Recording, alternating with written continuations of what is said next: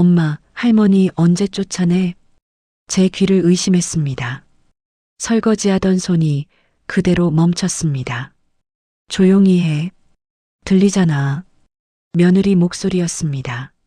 낮게 웃으면서 아이를 나무라는 척했지만 그건 나무람이 아니었습니다. 그냥 들키지 말라는 경고였습니다. 저는 72살 박순옥입니다. 서울 외곽 노원구 빌라 2층에서 혼자 살고 있습니다. 남편은 10년 전에 먼저 가셨고 아들 하나 키워서 장가 보냈습니다. 그 아들이 명절 때마다 며느리, 손자 데리고 이렇게 옵니다. 오늘은 추석 다음 날이었습니다. 준서야, 게임 그만하고 나와서 과일 먹어. 제가 부엌에서 사과를 깎으며 불렀습니다. 싫어요. 배불러요. 12살 손자 준서가 방 안에서 대답했습니다. 그러고는 다시 게임기 소리가 삑삑 울렸습니다. 엄마, 근데 할머니는 여기 언제까지 있어? 준서 목소리가 또렷하게 들렸습니다. 쉿, 크게 말하지 마. 할머니 부엌에 계시잖아. 며느리 지연이가 나직하게 말했습니다. 그래도 우리 이번에 강남 이사 가잖아. 할머니는 안 데리고 가는 거지? 당연하지. 어머니 집 팔아서 우리가 새 집 사는 건데 같이 살 수는 없지. 휴, 다행이다. 친구들한테 할머니 냄새 난다고 놀림 받았거든. 야, 그런 말하는 거 아니야. 그래도 할머니시잖아. 며느리가 아이를 가볍게 타이르는 투로 말했지만 저는 알 수 있었습니다. 그건 진짜 꾸중이 아니라는 걸. 그냥 형식적인 말이라는 걸. 제 손에서 칼이 미끄러질 뻔했습니다. 찬물에 손을 담갔는데도 손끝이 떨렸습니다. 쫓아낸다. 언제 내보낸다. 그 단어들이 머릿속에서 맴돌았습니다. 저는 지금까지 이 집에서 손님이라고 생각한 적이 없었습니다. 작은 빌라지만 제 이름으로 된 집이었고 제가 20년 넘게 살아온 공간이었습니다. 그런데 지금 제 손자는 며느리는 저를 언제 내보낼지 상의하고 있었습니다. 마치 오래된 가구 처분 날짜 잡듯이. 지연아, 그럼 어머니 집 계약은 언제 하기로 했어? 거실에서 아들 민수 목소리가 들렸습니다. 회사에서 돌아온 모양이었습니다. 다음 주 화요일이요. 부동산에서 연락 왔어요. 엄마한테는 말씀드렸어? 아직요. 오빠가 직접 말씀드려야죠. 아, 그게 좀. 아들 목소리가 흐려졌습니다. 왜요? 어차피 어머니 혼자 여기서 뭐 하세요?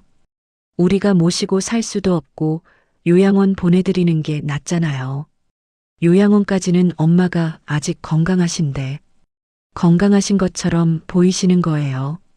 지난달에도 어지럽다고 쓰러지셨잖아요. 우리가 맨날 달려올 수도 없고. 며느리 말투가 점점 단호해졌습니다. 그냥 좋은 요양원 알아봐요. 식사도 나오고 또래 어르신들이랑 같이 계시면 더 좋으시지 않겠어요? 그래도 오빠 현실적으로 생각해요.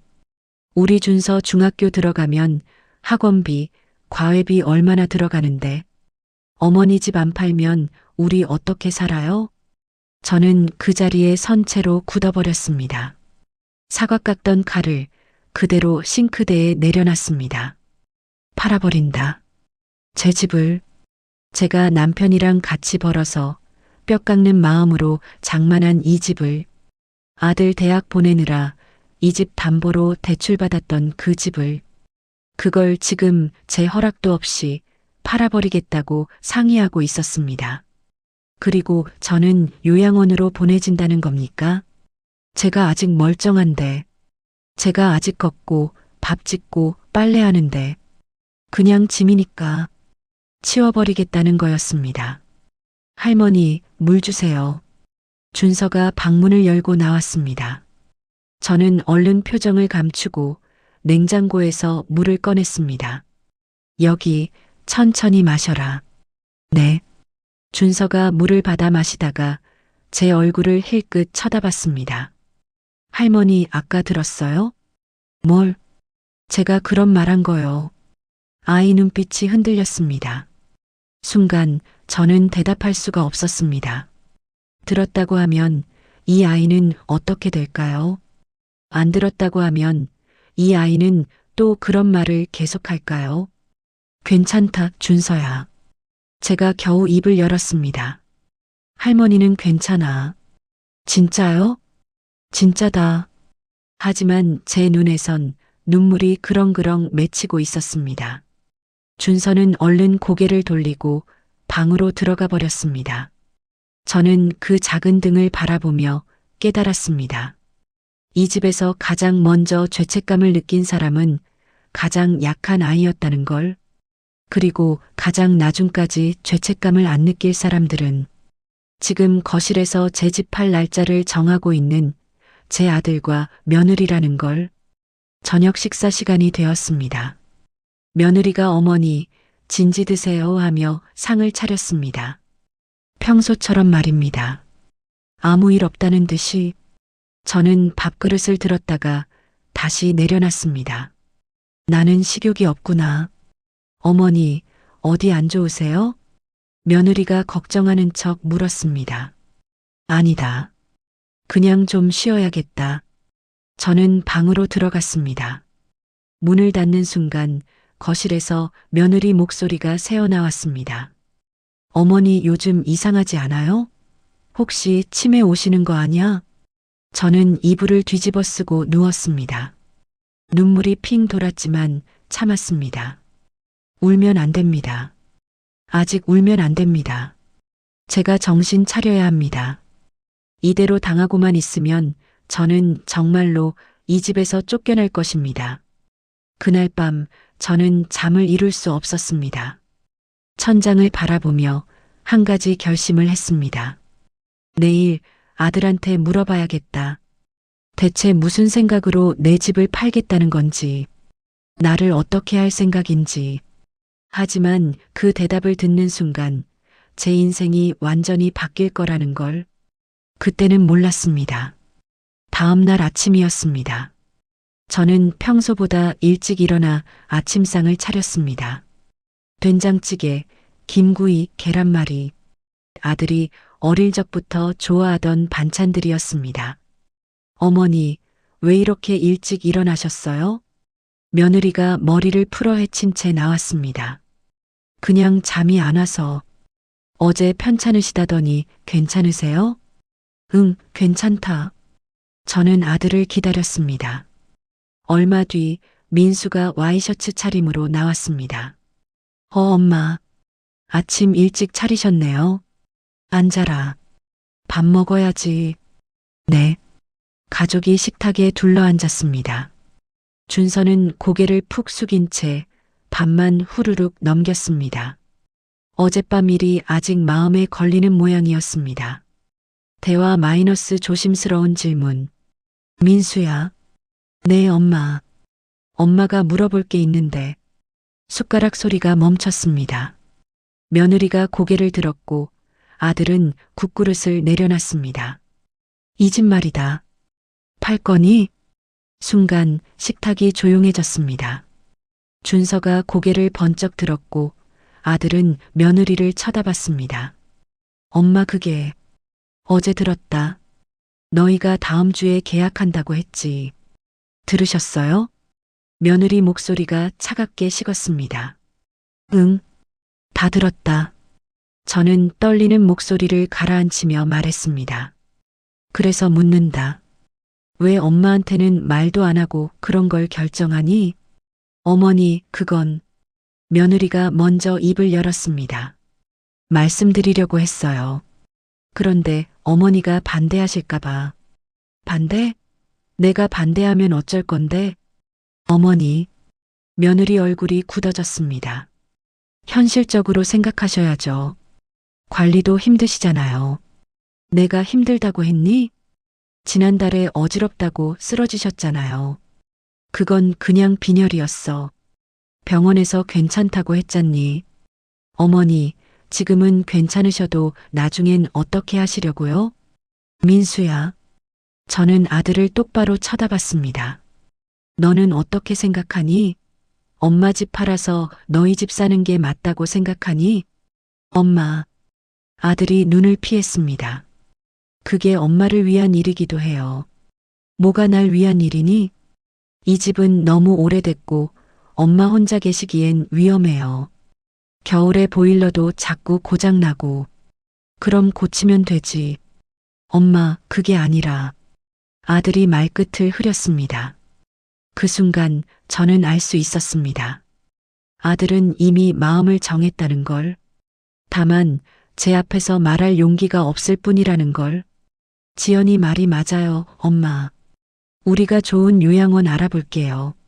식사도 잘 나오고 프로그램도 많은 대로요. 요양원? 제 목소리가 떨렸습니다. 나를 요양원에 보낸다고? 엄마, 요즘 요양원은 옛날이랑 달라요. 시설도 좋고 어르신들끼리 친구도 사귀시고. 민수야. 저는 숟가락을 탁 내려놨습니다. 엄마가 아직 멀쩡한데 왜 요양원에 가야 하니? 엄마, 너는 엄마가 그렇게 짐이니? 치워버리고 싶은 짐이니? 어머니, 며느리가 나섰습니다. 목소리는 낮았지만 단호했습니다. 짐이라서가 아니에요. 현실이에요. 뭐? 오빠 월급으로 우리 가족 4명 먹고 살기도 빠듯해요. 준서 학원비만 해도 한 달에 100만 원 넘게 나가요. 그건 내가 너무 많이 시키는 거 아니니? 요즘 애들은 다 그래요. 경쟁 사회잖아요. 며느리가 팔짱을 꼈습니다. 그리고 어머니, 솔직히 말씀드릴게요. 어머니 연금이 얼마예요? 한 달에 30만 원? 그걸로 병원비, 생활비 다 감당하세요? 그건 어머니 병원비, 약값 다 누가 되는 줄 아세요? 오빠가 다 돼요. 내가 부탁한 적 없어. 제 목소리가 커졌습니다. 나는 내 돈으로 살겠다고 했잖니. 그게 가능하세요? 어머니 통장 잔고 얼마나 되는지 아세요? 며느리 말에 제 입이 막혔습니다. 사실이었습니다. 남편 돌아가시고 나서 제 통장엔 여윳돈이 거의 없었습니다. 그래서 이 집을 파는 거예요. 며느리가 차갑게 말했습니다. 이 집 팔아서 반은 어머니 요양원 비용으로 쓰고 반은 우리가 새 집 사는데 보태는 거예요. 어머니한테도 나쁘지 않은 거래잖아요. 거래? 저는 어이가 없어 웃음이 나왔습니다.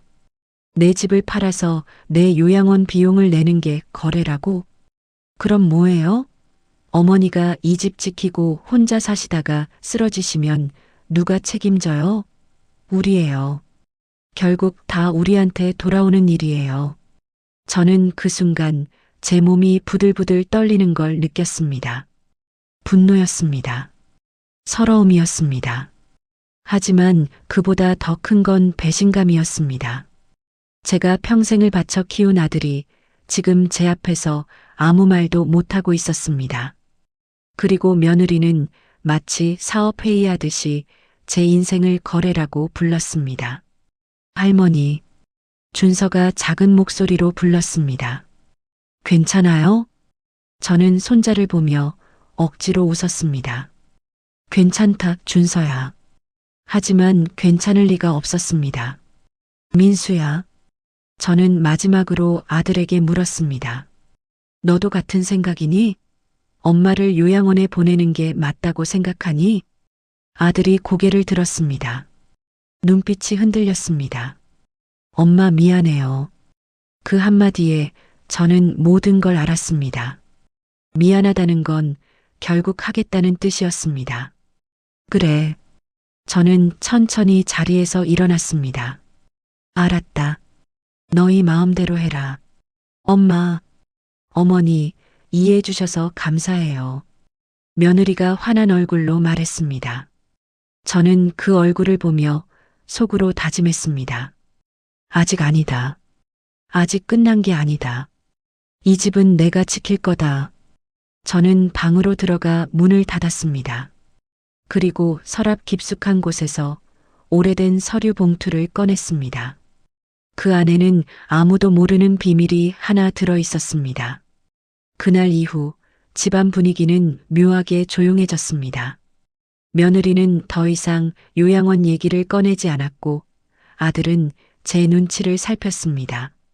저는 그 서류 봉투를 베갯잎 안쪽에 숨겨두고 평소처럼 지냈습니다. 장 보고 밥 짓고 설거지하고. 하지만 제 귀는 항상 거실 쪽을 향해 있었습니다. 그리고 사흘째 되던 날 저녁이었습니다. 언니 나야. 응, 잘 지내. 며느리가 전화를 받았습니다. 친정 언니인 모양이었습니다. 저는 부엌에서 양파를 썰면서 귀를 기울였습니다. 진짜? 형부가 승진했어? 와, 대단하다. 축하해. 며느리 목소리가 들떠 있었습니다. 응응, 우리는 그냥 그래. 오빠 회사는 뭐 알잖아. 중소기업이라. 목소리가 조금 가라앉았습니다. 조카 미국 유학 간다고? 헐, 부럽다. 우리 준서는 학원도 근처에 있는데 겨우겨우 보내는데. 잠시 침묵이 흘렀습니다. 응, 언니네는 강남 살아서 좋겠다. 우리는 여기 노원구에서. 응, 맞아. 시어머니 집이야. 며느리 목소리에 불만이 묻어났습니다. 아, 그건 말이야. 지금 추진 중이야. 어머니 집 팔아서 우리도 강남으로 가려고. 제 손이 멈췄습니다. 어머니? 당연히 동의하셨지. 뭐 처음엔 좀 그러셨는데 이제 이해하신 것 같아. 거짓말이었습니다. 저는 단 한 번도 동의한 적이 없었습니다.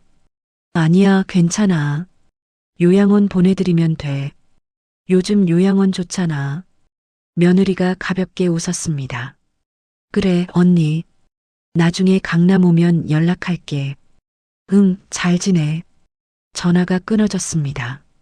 저는 그 자리에 서서 칼을 쥔 채 굳어 있었습니다. 강남으로 간다. 요양원은 괜찮다. 며느리에게 저는 그저 처리해야 할 대상이었습니다. 그리고 제 집은 그들이 올라갈 계단이었습니다. 친정 언니랑 비교당하는 게 싫어서, 조카가 미국 유학 가는 게 부러워서, 강남에 살고 싶어서, 그래서 제 집을 파는 거였습니다. 저녁 식탁에 가족이 모였습니다.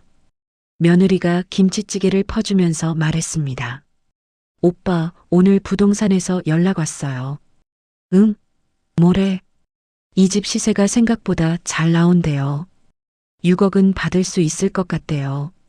6억? 아들 얼굴이 환해졌습니다. 그 정도면 강남 쪽 작은 아파트 알아볼 만하겠는데? 그렇죠. 대출 좀 끼고 어머니 집 한 돈이랑 합치면 가능할 거예요. 준서 학군도 확 좋아지겠네. 당연하죠. 강남에서 대치동 학원 다니면 준서 성적 훨씬 오를 거예요. 며느리가 준서 머리를 쓰다듬었습니다. 준서는 밥만 먹으며 고개를 숙이고 있었습니다. 그런데 말이야. 며느리가 젓가락을 내려놓았습니다. 어머니 몫은 얼마 정도 드려야 할까요? 저는 귀를 의심했습니다. 어머니 집인데 어머니 몫이 따로 있어요? 아, 그게 아니라. 며느리가 난처한 표정을 지었습니다. 어머니 요양원 비용이랑 용돈이랑 그런 거 계산해야 하잖아요. 그럼 얼마면 될까? 아들이 물었습니다. 글쎄요, 요양원 한 달에 150 정도 하고 1년이면 한 2천만 원? 어머니가 10년 사신다고 쳐도 2억이면 되지 않을까요? 2억. 아들이 고개를 끄덕였습니다. 그럼 우리는 4억을 쓸 수 있겠네. 네. 대출 2억 더 받으면 6억짜리 아파트 살 수 있어요. 저는 그 대화를 들으며 숨이 막혔습니다. 제 집 6억, 제모 2억, 나머지 4억. 제 평생이 이렇게 계산되고 있었습니다. 마치 장바구니에서 물건 가격 매기듯이 저는 숟가락을 놓았습니다. 손이 떨렸습니다. 2억이면 된다. 10년 사신다고 쳐도. 그들은 제가 10년 뒤에 죽을 거라고 계산하고 있었습니다. 그리고 그 10년치 비용을 2억으로 잡았습니다. 나머지 4억은 그들이 미래를 위해 쓸 돈이었습니다. 민수야. 저는 조용히 불렀습니다. 네, 엄마. 그 강남 집 꼭 가야 하니? 엄마, 여기서 살면 안 되니? 좀 불편해도 우리 같이 살면 안 되니? 아들이 입을 다물었습니다. 며느리가 대신 대답했습니다. 어머니, 준서 미래 생각해야죠. 준서 미래는 강남에만 있니? 요즘 세상이 어떤지 아세요? 스카이 가려면 강남 학군이 기본이에요. 준서야. 저는 손자를 보며 물었습니다. 너도 강남 가고 싶니? 할머니랑 여기 사는 게 싫니? 할머니. 준서가 눈물을 글썽였습니다. 저는 할머니랑 같이 살고 싶어요. 준서야.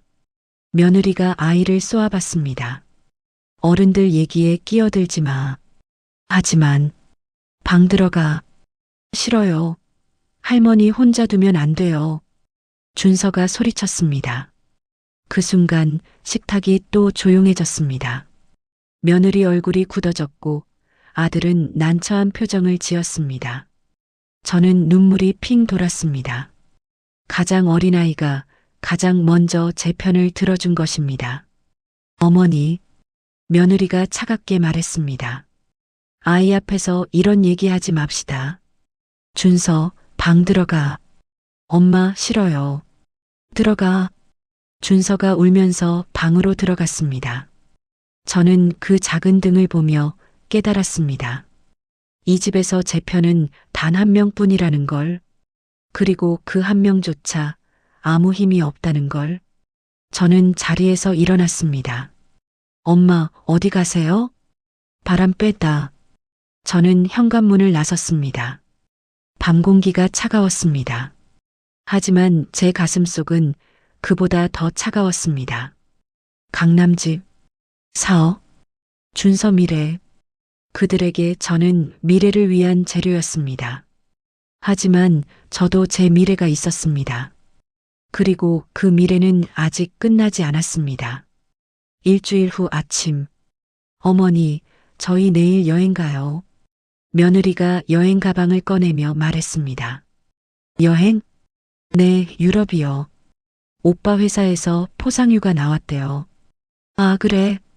저는 설거지하던 손을 멈췄습니다. 얼마나 가니? 일주일이요. 프랑스, 이탈리아 돌아보고 올 거예요.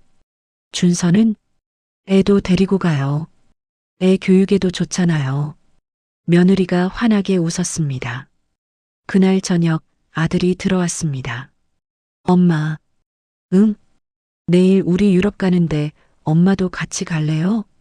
순간 제 가슴이 뛰었습니다. 나도? 네. 엄마 여권 있죠? 같이 가면 좋잖아요. 민수야.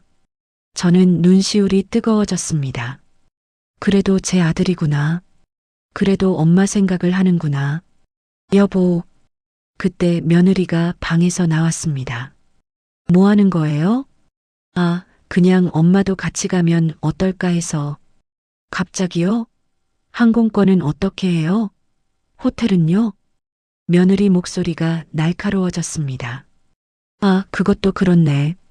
그리고 어머니 체력으로 유럽 일정 소화할 수 있겠어요? 하루 종일 걸어 다니는데. 엄마, 미안해요. 다음에 국내 여행 가요. 아들이 제 눈을 피했습니다. 저는 고개를 끄덕였습니다. 괜찮다. 너희끼리 다녀와라. 죄송해요, 어머니. 다음엔 꼭 모시고 갈게요. 며느리가 형식적으로 말했습니다. 하지만 저는 알 수 있었습니다. 다음은 없을 거라는 걸. 다음 날 아침 가족은 큰 캐리어 2개를 끌고 나갔습니다. 할머니, 다녀올게요. 준서가 손을 흔들었습니다. 그래, 조심히 다녀와라. 어머니, 집 잘 지키고 계세요. 냉장고에 반찬 해놨어요. 며느리가 말했습니다. 응, 신경 쓰지 말고 다녀와. 저는 현관문 앞에 서서 그들이 떠나는 모습을 지켜봤습니다. 계단을 내려가는 뒷모습이 왠지 허전했습니다.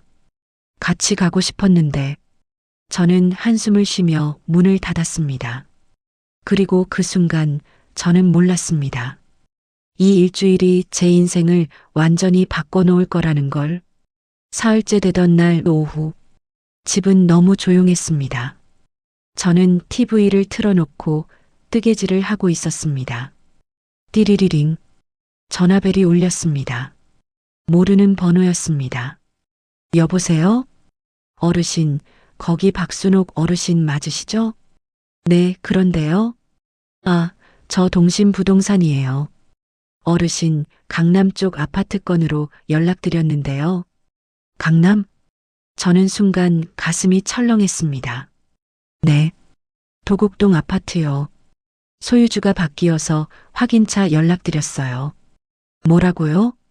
네. 어르신 모르세요? 소유권 이전됐는데요. 이전? 언제요? 이틀 전이요. 명의자가 박순옥 어르신에서 박민수 씨로 바뀌었어요. 저는 전화기를 든 채 그 자리에 얼어붙었습니다. 도곡동 아파트. 그건 제가 10년 전 남편이 돌아가시고 받은 보험금으로 산 집이었습니다. 아무에게도 말하지 않았습니다. 아들에게도 며느리에게도 그저 혹시 모를 미래를 위해 가지고 있던 집이었습니다. 월세 받는 돈으로 제 병원비랑 생활비를 댔습니다.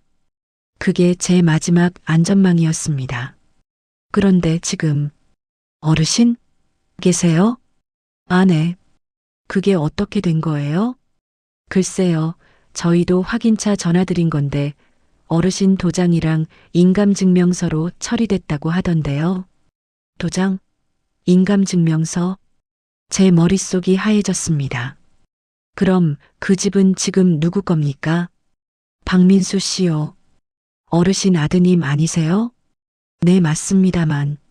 아, 그럼 가족끼리 증여하신 거네요? 축하드려요. 감사합니다. 저는 힘없이 전화를 끊었습니다. 증여. 저는 단 한 번도 증여한다고 한 적이 없었습니다. 도장을 준 적도, 인감증명서를 떼어준 적도 없었습니다. 그런데 어떻게? 저는 벌떡 일어나 방으로 뛰어갔습니다. 서랍을 뒤졌습니다. 어디 있지 도장이? 옷장, 책상, 화장대. 찾고 찾았지만 제 도장이 없었습니다. 설마. 저는 주저앉았습니다. 아들이 가져갔습니다. 제 몰래 제 도장을 가져가서 제 집을 빼앗아 간 것입니다. 저는 바닥에 주저앉아 눈물이 났습니다. 어떻게 이럴 수가.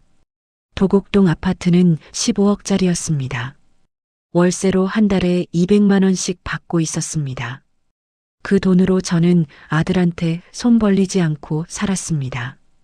병원도 가고 옷도 사고 가끔 친구들이랑 밥도 먹고 그게 제 자존심이었습니다. 그런데 아들은 그걸 알고 있었습니다. 그리고 유럽 여행 가기 전에 몰래 처리해버린 겁니다. 제가 눈치채지 못하게, 제가 막지 못하게. 저는 떨리는 손으로 아들 전화번호를 눌렀습니다. 뚜뚜뚜.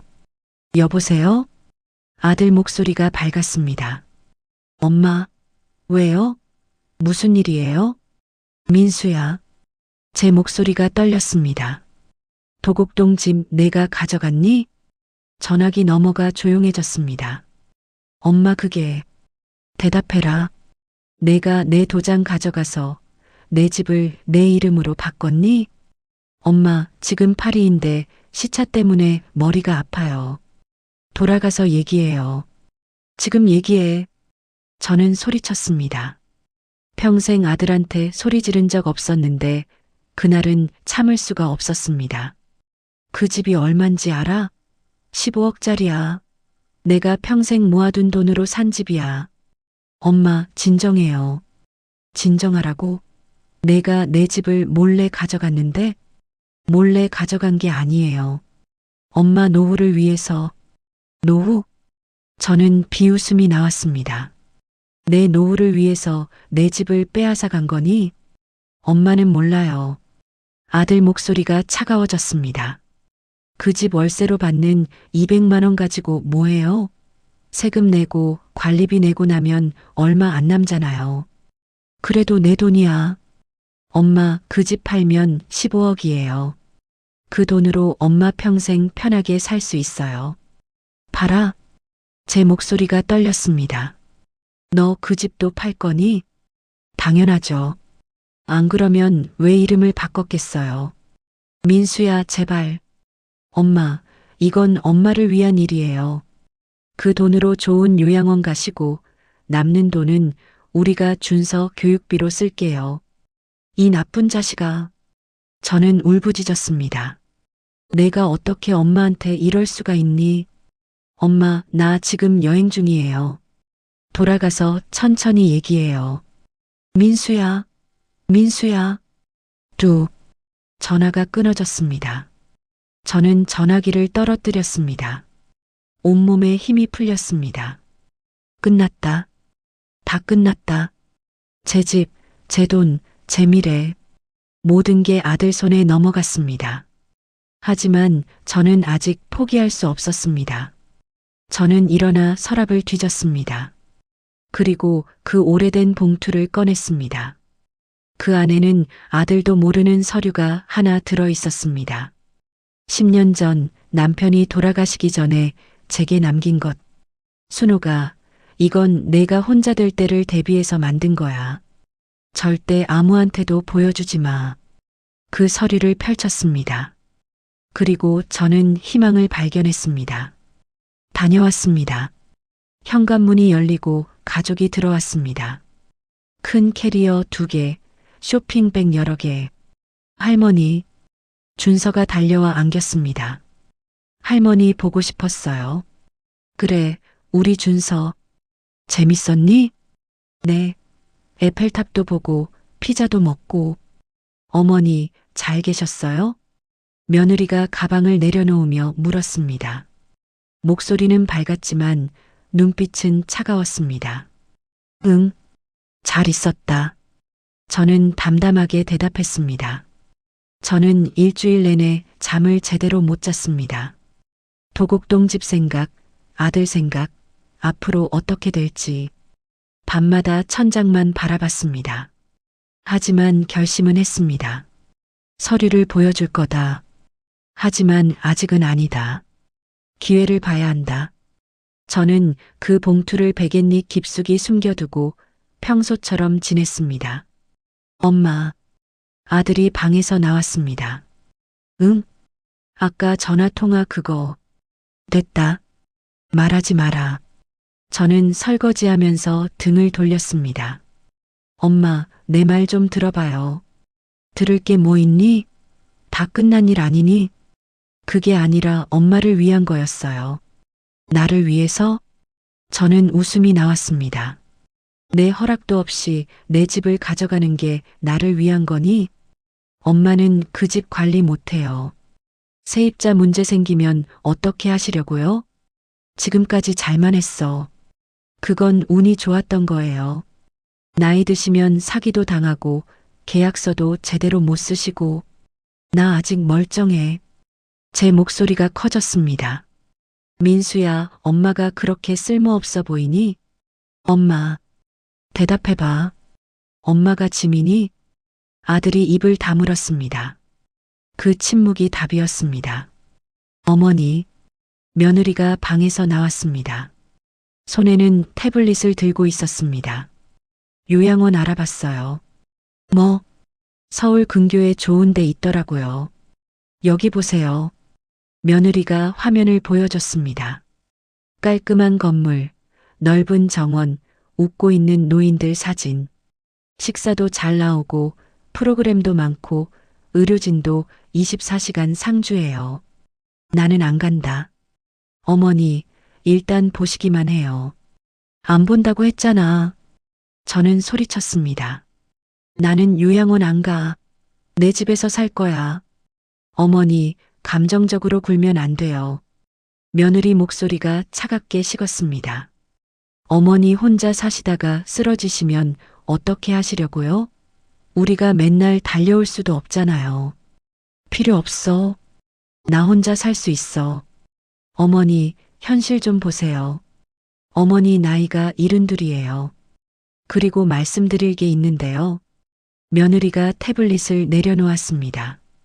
다음 주 화요일에 요양원 상담 예약 잡았어요. 뭐, 일단 가보시기만 해요. 마음에 안 드시면 다른 데 알아보고. 나는 안 간다니까. 어머니, 며느리가 저를 똑바로 쳐다봤습니다. 어차피 어머니 집은 다 처리됐어요. 노원구 빌라도, 도곡동 아파트도 다 오빠 명의로 넘어갔어요. 그게 무슨 소리야? 노원구 집은 다음 달에 매매 계약 들어가요. 이미 중개인이랑 얘기 끝났어요. 제 다리에 힘이 풀렸습니다. 너희가 나한테 한 번이라도 물어봤니? 물어봐서 뭐 하게요? 어차피 어머니는 반대하실 거잖아요. 당연하지. 내 집인데. 법적으로는 이미 오빠 집이에요. 며느리가 차갑게 말했습니다. 도장 찍고 서류 다 넘어갔어요. 이제 어머니 명의 재산은 하나도 없어요. 저는 그 자리에 주저앉을 뻔했습니다. 하나도 없다. 제 평생을 바쳐 모은 집들이 모두 사라졌습니다. 아들 이름으로, 며느리 계획대로. 어머니, 우시지 마세요. 며느리가 휴지를 건넸습니다. 요양원 비용은 우리가 다 댈게요. 어머니는 그냥 편하게 계시기만 하면 돼요. 편하게? 저는 휴지를 던져버렸습니다. 내 집에서 쫓겨나는 게 편한 거니? 쫓겨나시는 게 아니라 더 좋은 곳으로 가시는 거예요. 거짓말하지 마. 제 목소리가 떨렸습니다. 너희는 그냥 나 없는 게 편한 거잖아. 나 치워버리고 강남 가서 잘 살고 싶은 거잖아. 어머니, 며느리 얼굴이 굳어졌습니다. 그렇게 생각하시면 서운한데요. 우리가 얼마나 어머니 걱정하는데. 걱정? 이게 걱정이니? 다들 그만해요.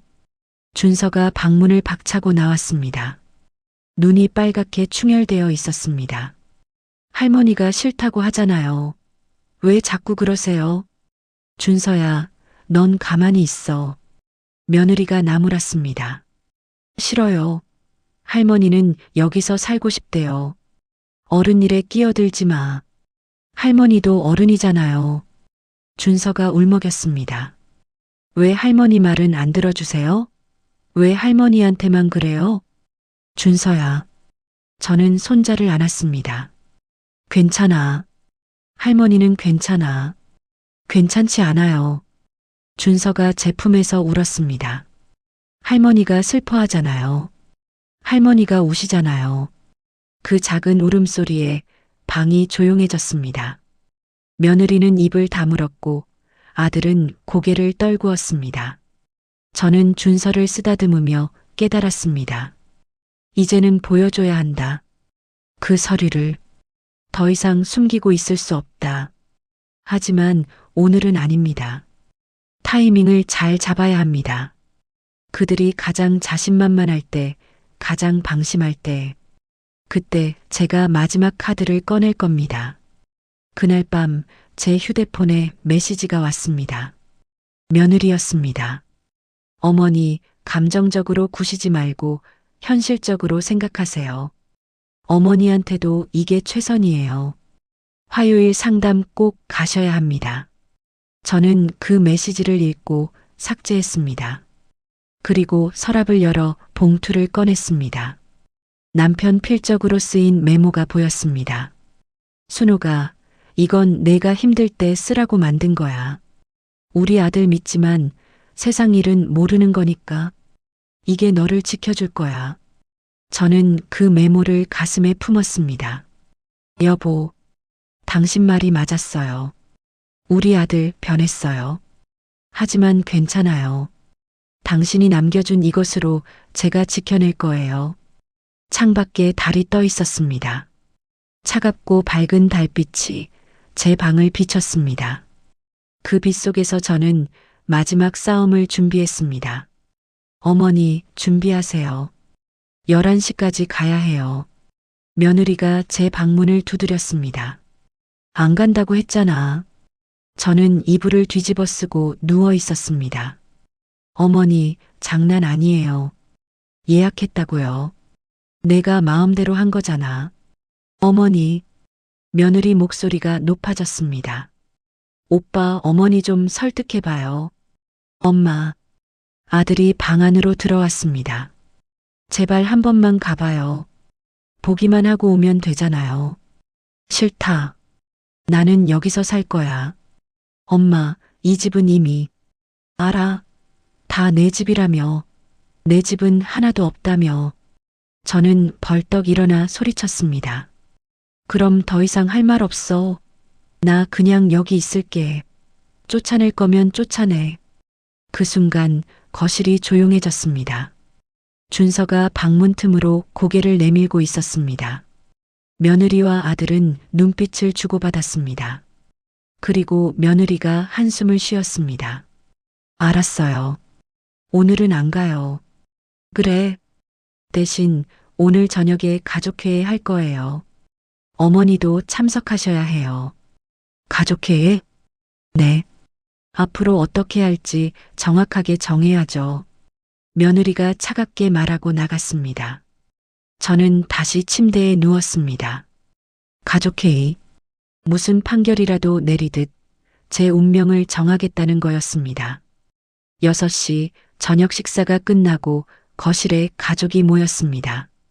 며느리가 태블릿을 테이블 위에 놓았습니다. 자, 어머니. 오늘은 확실하게 정리하고 가겠습니다. 아들도 옆에 앉았고 준서는 구석 소파에 조용히 앉아 있었습니다. 첫째, 며느리가 화면을 넘겼습니다. 노원구 빌라는 다음 달 15일에 매매 계약 들어갑니다. 계약금 이미 받았어요. 뭐? 계약금 3천만 원. 오빠 통장으로 들어왔어요. 내 허락도 없이? 법적으로 오빠 집이니까 상관없어요. 며느리가 단호하게 말했습니다. 둘째, 화면이 넘어갔습니다. 도곡동 아파트는 다다음 주에 매물로 내놓을 거예요. 시세가 15억인데 16억에 내놓으면 금방 팔릴 거래요. 민수야, 저는 아들을 봤습니다. 너도 이렇게 할 거니? 아들이 고개를 끄덕였습니다. 엄마, 이게 최선이에요. 최선? 누구한테 최선이니?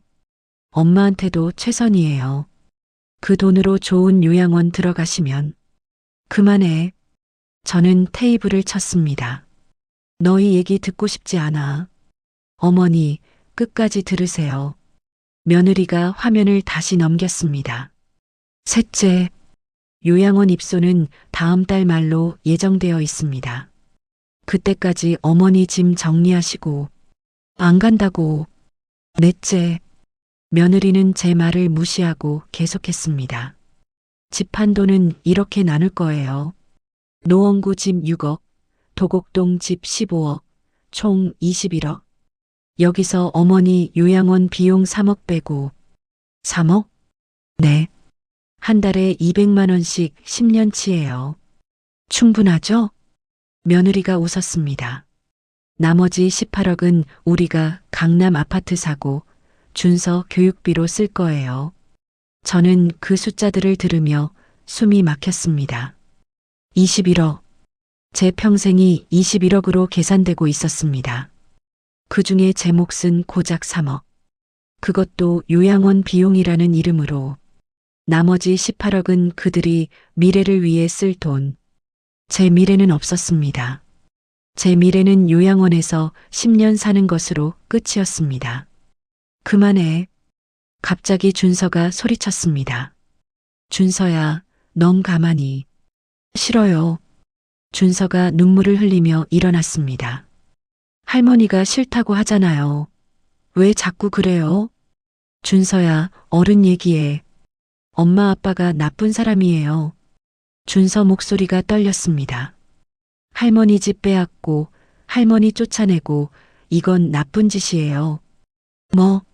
며느리 얼굴이 굳어졌습니다. 내가 지금 뭐라고 한 거니? 나쁜 짓이라고요. 선생님이 그랬어요. 다른 사람 물건 가져가는 건 도둑질이래요. 이 녀석이 며느리가 손을 들었습니다. 잠깐 준서가 손을 막았습니다. 그리고 제 앞으로 걸어왔습니다. 준서야? 할머니. 준서가 제 앞에 섰습니다. 그리고 털썩 무릎을 꿇었습니다. 준서야, 뭐 하는 거니? 제 목소리가 떨렸습니다. 할머니 미안해요. 준서가 울었습니다. 제가 그랬어요. 명절 때 할아버지 언제 쫓아내냐고. 준서야, 그때부터 시작된 거예요. 엄마가 할아버지 집 이야기하고 아빠도 같이 하고. 준서가 바닥에 머리를 조아렸습니다. 다 제 잘못이에요. 제가 그런 말 안 했으면. 아니야, 준서야. 저는 손자를 일으켰습니다. 내 잘못이 아니야. 할머니, 이리 와. 저는 준서를 안았습니다. 작은 몸이 제 품에서 떨렸습니다. 내가 무슨 잘못이니? 넌 아무 잘못 없어. 하지만 내가 그 말한 건 어른들이 그런 말하게 만들었기 때문이야. 저는 며느리와 아들을 똑바로 쳐다봤습니다. 애한테 죄책감 주지 마라. 그 순간 방 안 공기가 바뀌었습니다. 며느리는 입을 다물었고 아들은 고개를 숙였습니다. 가장 약한 아이가 가장 먼저 무릎을 꿇었습니다. 가장 어린 아이가 가장 먼저 잘못을 인정했습니다. 하지만 정작 잘못한 사람들은 아직도 당당했습니다. 준서야. 저는 손자 눈을 바라봤습니다. 할머니가 약속할게. 내가 무릎 꿇을 일은 없다. 이건 어른들이 잘못한 거야. 할아버지. 그리고 할아버지는 이대로 당하지 않을 거야. 저는 천천히 일어났습니다. 민수야, 지연아. 네, 어머니. 내일 아침 내가 보여줄 게 있다. 뭔데요? 그건 내일 보면 알아. 저는 방으로 들어갔습니다. 그리고 서랍에서 그 봉투를 꺼냈습니다. 내일이다. 내일 모든 걸 보여주겠다. 그들이 얼마나 큰 실수를 했는지. 창밖에 비가 내리기 시작했습니다. 천둥 소리가 멀리서 들렸습니다. 마치 폭풍 전야 같았습니다. 그리고 그 폭풍의 중심에 제가 서 있었습니다. 아침 8시 저는 평소보다 일찍 일어나 거실 테이블을 정리했습니다. 그리고 그 오래된 봉투를 테이블 한가운데 놓았습니다. 어머니, 뭐 하세요? 며느리가 머리를 풀어 헤친 채 나왔습니다. 앉아라. 네, 앉으라고. 제 목소리가 평소와 달랐습니다. 낮았지만 단호했습니다.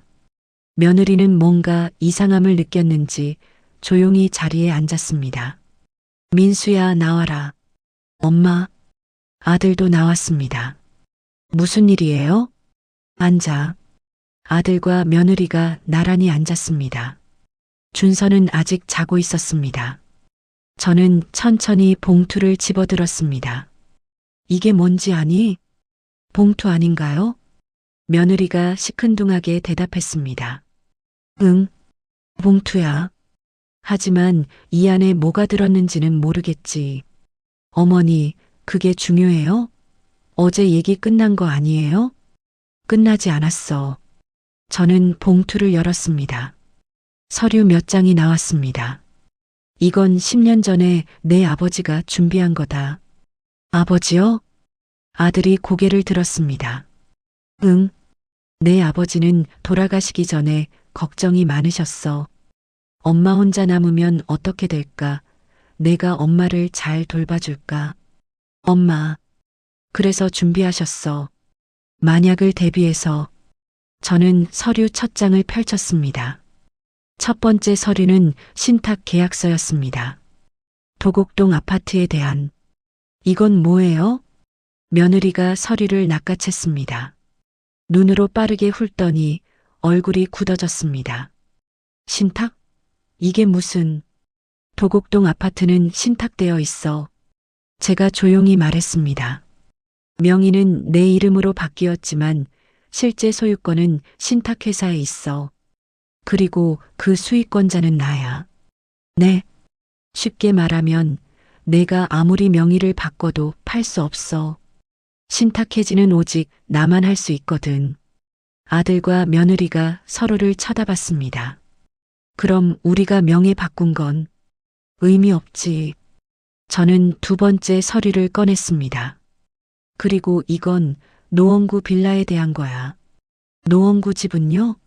며느리 목소리가 떨렸습니다. 이 집도 신탁되어 있어. 10년 전부터. 거짓말. 며느리가 벌떡 일어났습니다. 그럼 우리가 받은 계약금은요? 3천만 원. 그건 내가 사기친 거지. 제 목소리가 차가워졌습니다. 명의만 바뀌고 실소유권은 그대로인 집을 팔겠다고 계약금 받았으니까. 이거 사기야. 범죄야. 어머니, 민수야. 저는 아들을 똑바로 쳐다봤습니다. 내 아버지가 왜 이렇게까지 했는지 아니? 너를 못 믿어서가 아니야. 세상을 못 믿어서야. 내 아내를, 주변 사람들을, 혹시 모를 미래를. 제 목소리가 떨렸습니다. 내 아버지는 내 엄마가 혼자 남았을 때 누가 함부로 하지 못하게 만들어 놓으신 거야. 며느리는 서류를 들고 서 있었습니다. 손이 떨리고 있었습니다. 그럼 우리는 아무것도 없어. 제가 단호하게 말했습니다. 강남 아파트도 18억도 내가 꿈꾸던 미래도 아무것도 없어. 안 돼. 며느리가 소리쳤습니다. 우리가 얼마나 준비했는데 학군도 알아보고 학원도 알아보고 그건 내 욕심이었어. 욕심? 며느리 얼굴이 일그러졌습니다. 욕심이 아니에요. 준서 미래를 위한 거였어요. 준서 미래? 저는 웃음이 나왔습니다. 준서가 원한 게 뭔지 아니? 강남도 대치동 학원도 아니야. 할머니랑 같이 사는 거였어.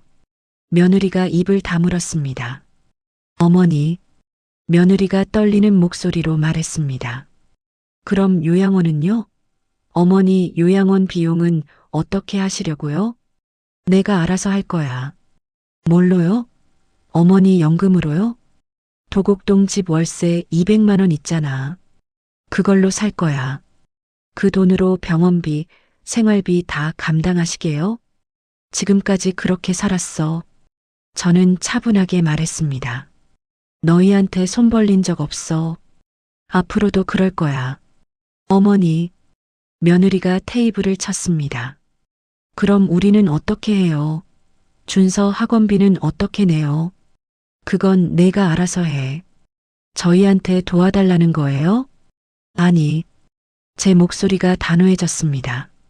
나한테 손대지 말라는 거야. 며느리는 그 자리에 멍하니 서 있었습니다. 모든 계획이 무너졌습니다. 강남집도, 새 차도, 해외여행도, 준서 유학도 모든 게 사라졌습니다. 처음으로 며느리 얼굴에 절망이 비쳤습니다. 어머니 정말 이러실 거예요? 응. 우리 가족은요? 우리 미래는요? 그건 너희가 스스로 만들어가는 거야. 내 집 팔아서 만드는 게 아니라. 며느리가 주저앉았습니다. 소파에 털썩 앉더니 얼굴을 감쌌습니다. 엄마. 아들이 떨리는 목소리로 불렀습니다. 내가 정말 잘못했어요. 알아. 엄마 집을 빼앗으려고 한 게 아니었어요. 정말로 엄마 노후를 생각해서. 거짓말하지 마. 제가 차갑게 말했습니다. 너는 내 미래만 생각했어. 강남 가서 잘 살고 싶었던 거야. 내 친구들이 강남 사는 게 부러웠던 거야. 엄마, 민수야. 저는 아들 눈을 똑바로 봤습니다. 너는 언제부터 엄마를 짐으로 본 거니? 언제부터 엄마가 내 인생에서 치워야 할 대상이 된 거니? 아들이 고개를 숙였습니다. 눈물이 뚝뚝 떨어졌습니다. 죄송해요, 엄마. 정말 정말 죄송해요.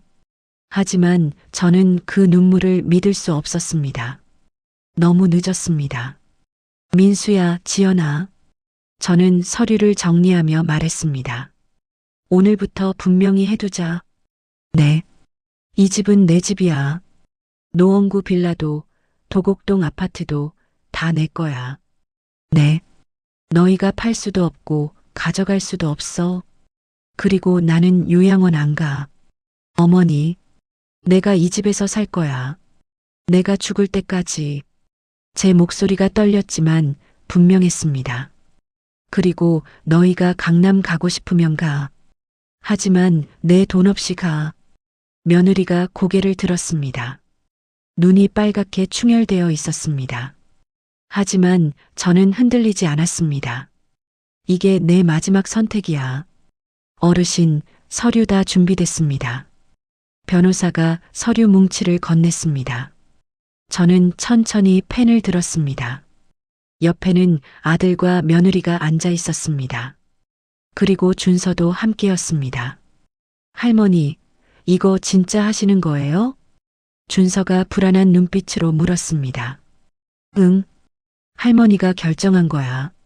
저는 서류의 서명을 시작했습니다. 첫 번째 서류는 신탁 변경 계약서였습니다. 도곡동 아파트 15억짜리 그 집을 준서 이름으로 신탁하는 서류였습니다. 어머니, 정말 이러실 겁니까? 며느리가 떨리는 목소리로 물었습니다. 응, 이게 최선이야. 하지만 준서는 아직 어린애예요. 그래서 신탁하는 거야. 저는 서명을 멈추고 며느리를 봤습니다. 준서가 성인 될 때까지는 누구도 이 집을 건드릴 수 없어. 너도 민수도 나도. 그럼 월세는 계속 나한테 들어와. 내가 살아있는 동안은. 내가 죽으면 그때부터 준서한테 가고. 준서가 눈을 크게 떴습니다. 할머니, 제가요? 그래, 너. 저는 손자 머리를 쓰다듬었습니다. 내가 25살 되면 이 집은 완전히 내 거야. 그때 가서 내가 결정해라. 팔든지 살든지. 그리고 이건. 저는 두 번째 서류를 펼쳤습니다. 노원구 빌라 매매 계약서야. 네. 아들이 깜짝 놀라 고개를 들었습니다. 엄마, 이 집을 파신다고요? 응. 이 집은 팔 거야. 왜요? 아까 여기서 살겠다고 하시지 않았어요? 생각해봤어. 저는 창밖을 바라봤습니다. 이 집에서 너희랑 계속 부딪히며 사는 건 서로한테 안 좋아. 엄마. 그래서 작은 집으로 이사 갈 거야. 근처 원룸. 나 혼자 살기 딱 좋은. 며느리가 입을 열었습니다. 그럼 이 집 판 돈은요? 반은 내가 가질 거야. 3억? 나머지 3억은. 저는 아들을 봤습니다. 넣어줄게. 엄마. 하지만 조건이 있어.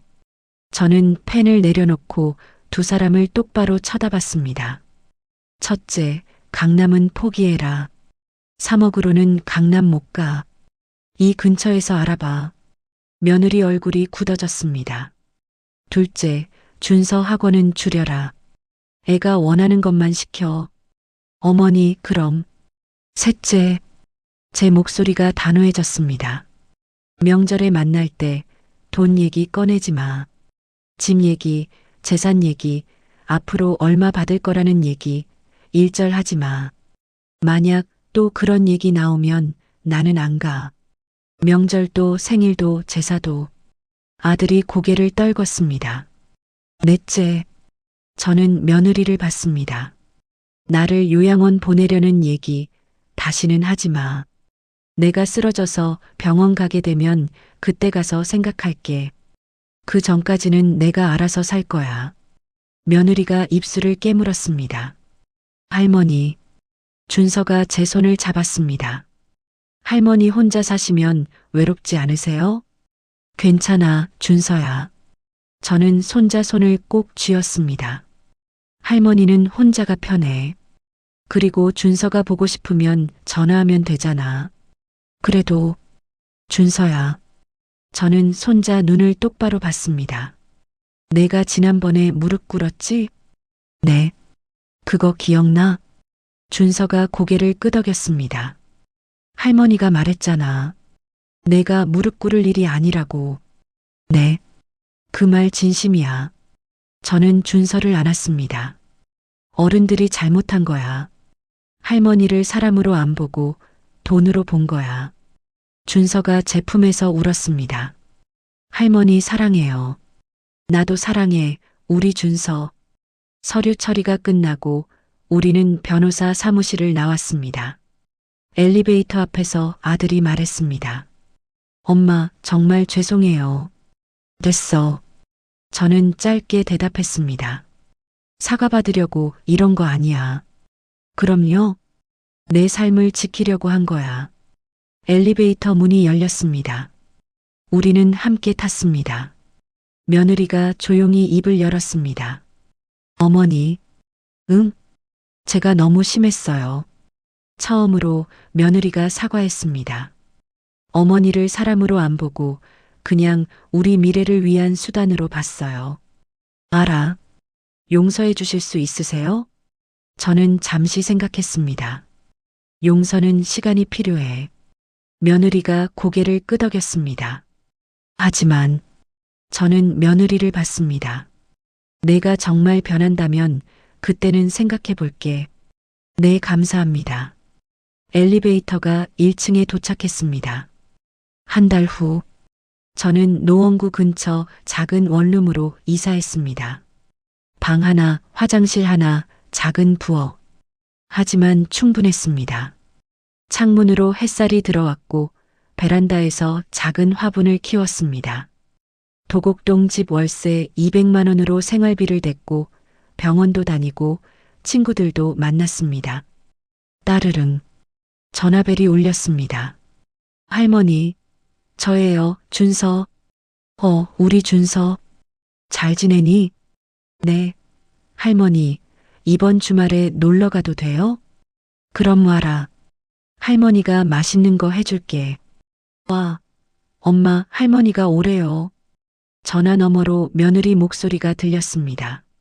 어머니, 괜찮으세요? 제가 반찬 좀 만들어 갈까요? 아니야, 괜찮아. 그냥 와. 주말 준서가 왔습니다. 아들과 며느리도 함께였습니다. 어머니, 여기 좁지 않으세요? 며느리가 방을 둘러보며 물었습니다. 나 혼자 살기엔 딱 좋아. 그래도 앉아라. 밥 먹자. 저는 식탁에 음식을 차렸습니다. 김치찌개, 계란말이, 시금치나물. 엄마 손맛이네요. 아들이 한 숟가락 뜨고 말했습니다. 그럼 평생 내 엄마였는데. 우리는 조용히 밥을 먹었습니다. 돈 얘기도 집 얘기도 나오지 않았습니다. 그냥 밥을 먹었습니다. 가족이. 식사가 끝나고 준서가 제 옆에 앉았습니다. 할머니, 행복하세요? 응, 행복해. 진짜요? 진짜야. 저는 창밖을 바라봤습니다. 하늘이 맑았습니다. 행복하냐고? 글쎄요. 완전히 행복하지는 않습니다. 아들이 변했다는 서운함도 있고 며느리에 대한 서먹함도 있습니다. 하지만 제 집이 있고 제 공간이 있고 제 선택이 있습니다.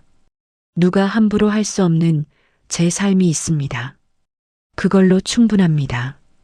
나는 이제 알아요. 준서가 학교 숙제로 쓴 글입니다.